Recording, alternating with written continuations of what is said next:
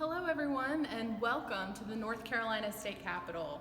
I'm Kara Dedman and I'm the Museum Curator here at the State Capitol. And thank you so much for joining us for our first NC Learn at Home opportunity here from the Capitol on this Throwback Thursday. We will be making a series of videos and releasing content every week, so thank you so much for tuning in. Today, we'd like to give you a taste of our tour and what it includes here at the Capitol, since you can't come out and visit us right now. So first, I'd like to give you an introduction to Raleigh, North Carolina, and why our Capitol is located here.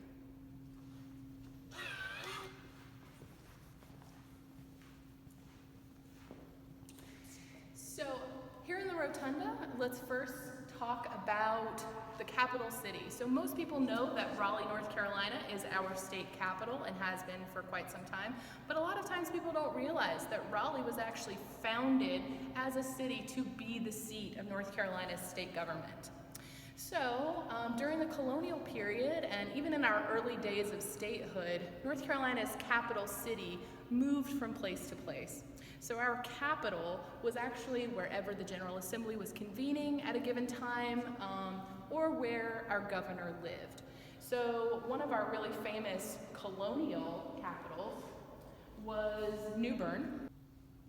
So here we have a photograph of Tryon Palace in New Bern.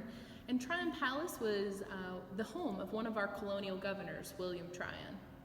So after the capital city of North Carolina kind of moved from place to place during the colonial and early state period, we see really a need for a permanent home for state government. So actually, it was decided that this spot for Raleigh was picked actually out of Wake County, and this plan for Raleigh's central downtown was laid out.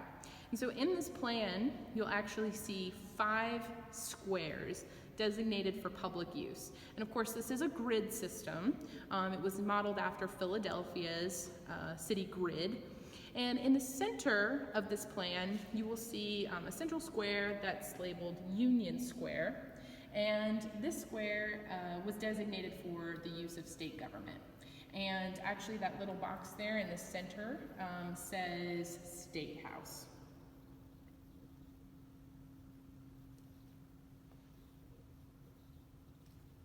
So originally, the State House sat here on Union Square, and it was a building that looked something like this.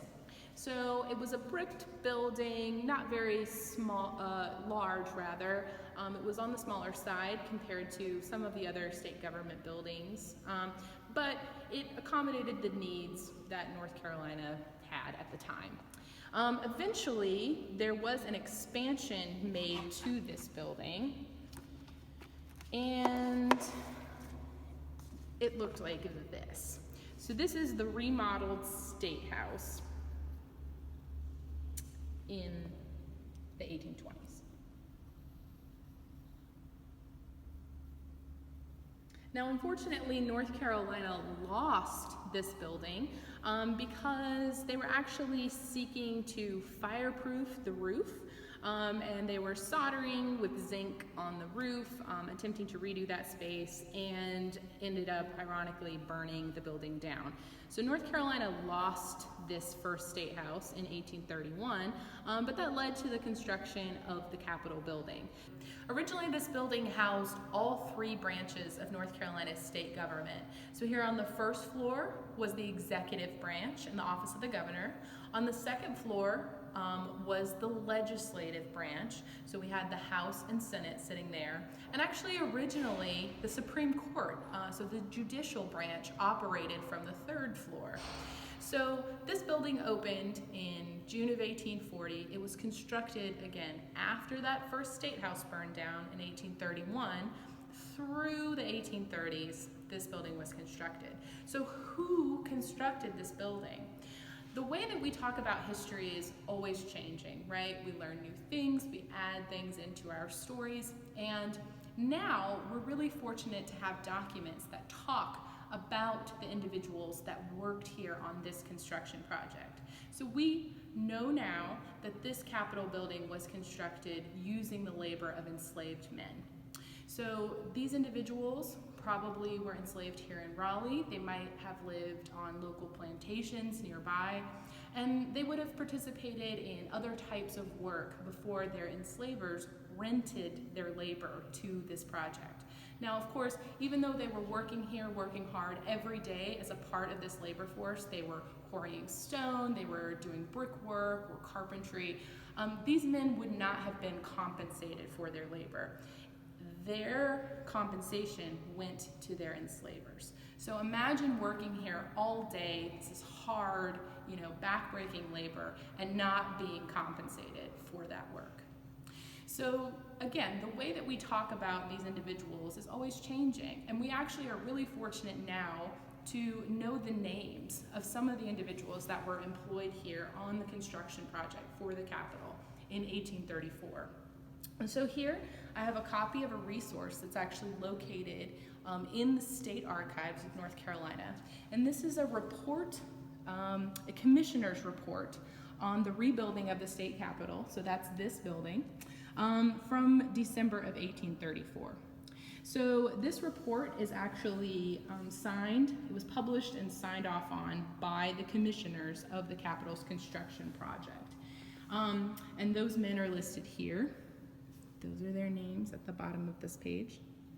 But it's actually incredibly helpful that they have a full list of laborers that were here on this project.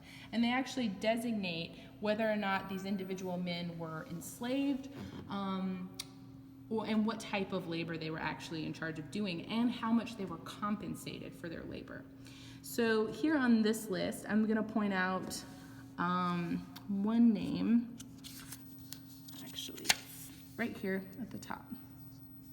So this individual was named Glasgow Saunders, and he is actually one of the most highly compensated enslaved men on this list of laborers. So it doesn't tell us exactly what kind of labor Glasgow was doing here on the construction project, but we know that his labor was valued very highly. So, here he's paid $1 per day.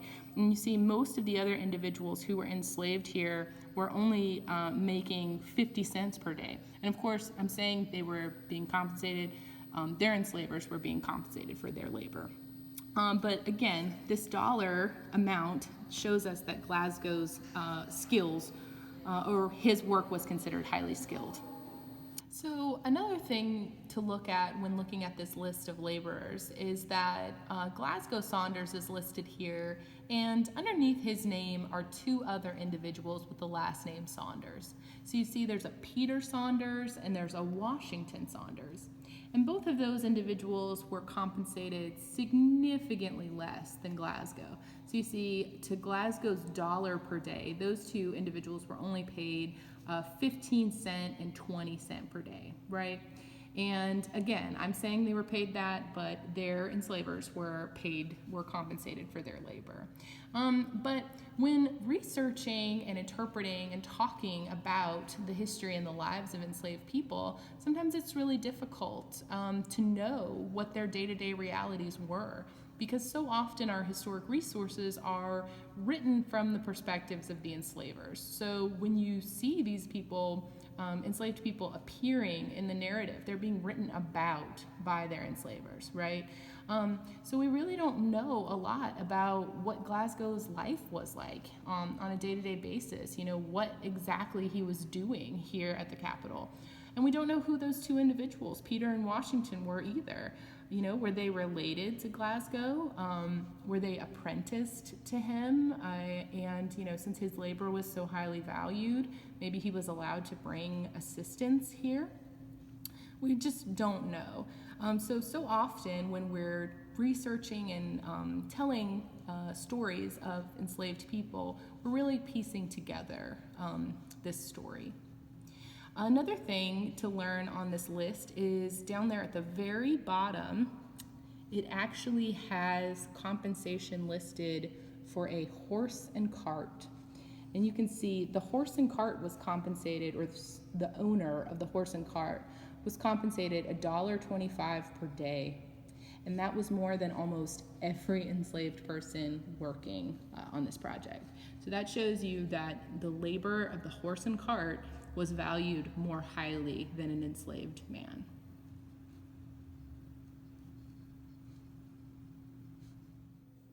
Thank you so much for joining us on the first installment of this Learn at Home program with North Carolina's historic sites on this Throwback Thursday. And we hope that you join us again for the next of our video installments. Until then, be sure to check out some of the content that's being posted by other sites in the North Carolina Division of State Historic Sites. And we hope to see you soon back here at the Capitol.